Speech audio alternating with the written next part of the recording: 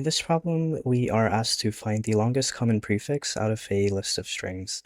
And I will be showing two approaches in this video. The first one is the intuitive approach, and then we will move on to a more optimal approach that will finish in linear time, as well as constant space complexity. So initially, when we think about the longest common prefix, first of all, we know that if you're given a list of strings, that the maximum possible prefix that we can have is the smallest string in the list of strings. So for example, in this, we have 3 strings instead of the list, and flow is the smallest one. So we would kind of want to set the maximum potential value, and then check whether or not every character less is a prefix, and until we reach a value that every single string has. So if we start with detecting that flow is the smallest string in the list, then we would set the maximum possible prefix for this set of strings to be 4. And then we would want to work backwards, starting from 4, which is the maximum, whether or not any single every single string has that same prefix. So we would start at 4, and then we would want to check for every string whether or not the prefix matches, and we can see that it matches for the first two, but then we would get to the last one and it would not match. So we would then decrement that value and then keep going on until we kind of find what the minimum is. So to do this, we can first kind of define what the maximum prefix length can be. And this is going to be the minimum value of the length of the strings. So we can use a generator in Python, which is using the length of x, which is just representing the string. So minimum length of x for x in strings, and that will set whatever the minimum value is. So in this case, it would be 4. And then we want to kind of keep going on until we kind of reach a point where the prefix is kind of violated in terms of the fact that we have not found that length of prefix. So we would kind of then want to set the prefix to test, and that would just be equal to whatever value in any of the strings is up till that prefix. So we can just do the colon and then maximum prefix length. And we can just keep decrementing on this maximum prefix length. So we don't need to keep another variable. And then we would want to do another loop, and can make it easier by doing it in strings, because then we can simply skip the first string, because we already used the first string to actually check what the prefix is. So we don't need to repeat that same check. And then here we would simply be wanting to check if the string, and I should name it string to test, and then we want to check if the string to test starts with our prefix to test. And so if it does not, we kind of want to keep track of a boolean that checks whether or not we did not find that prefix in the loop. So we will initialize that to false, and then if not starts with that prefix, then we want to set prefix violated to true, and then we want to break out of this loop, because if prefix violated, then we know that we must return whatever maximum prefix length we're currently at, as that is the maximum value. So we would want to return the uh, first, and it doesn't matter which one you choose because they will all be the same prefix. And we would want to do it in the range of max uh, maximum prefix length.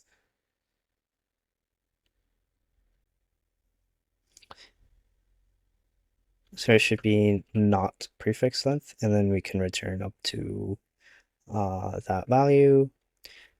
And if it's violated, that means that we must decrement the prefix length and check for one less length. So minus equals 1. And we would want to kind of add a condition if prefix to test is equal to an empty string, then we must return the empty string. So if we run this, then it should pass the test cases, and it is not very efficient as we are kind of doing a double, well, quadratic time complexity inside of this loop, and we are checking the entire substring for every single string. And so kind of a, oh, and then the other problem is that we are always checking from the most generous case to the least generous case, which is generally more inefficient. So we are starting from the maximum potential value and then trying to go downwards. But you can imagine if we have strings that are well, very large, and there is obviously very small strings, then that deviation in the difference of the lengths is going to be very expensive.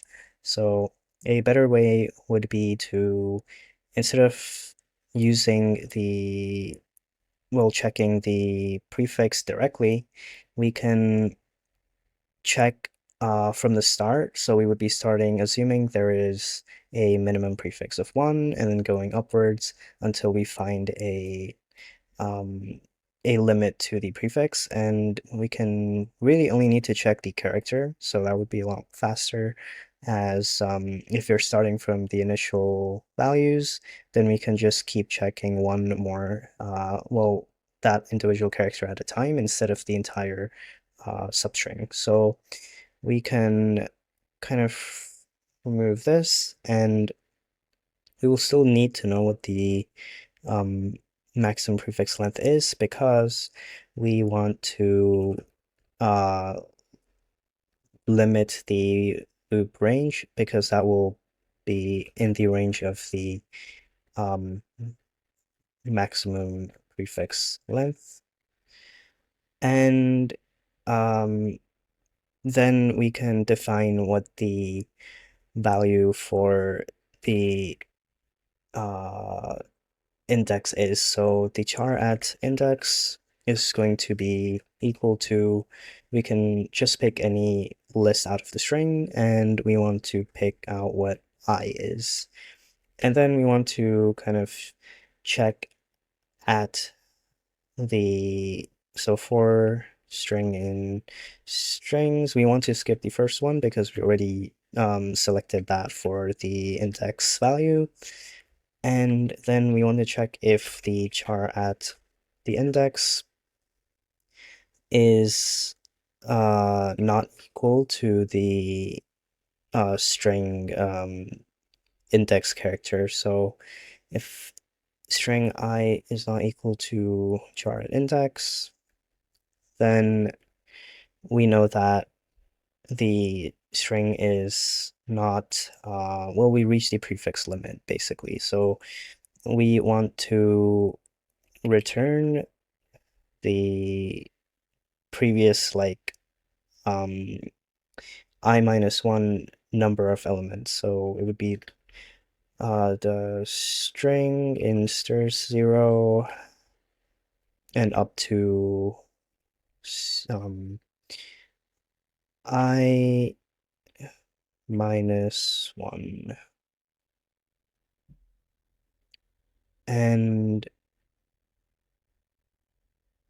we can say that if not strings, then we just return the empty string. And we want to, this will not be I minus 1 because we are already checking up to I, and then we want to, if we get through this entire loop, that means that there is definitely whatever maximum prefix length is, that is the answer. So we want to return string 0, and that's just going to be up to the maximum prefix length. If we run this, then it should pass all of the test cases, and this would be the most optimal solution, as it is in linear time, as well as we are in constant spaces. The only time we are kind of storing all of the values is using this generator, but it's not stored, well persisted once the loop starts.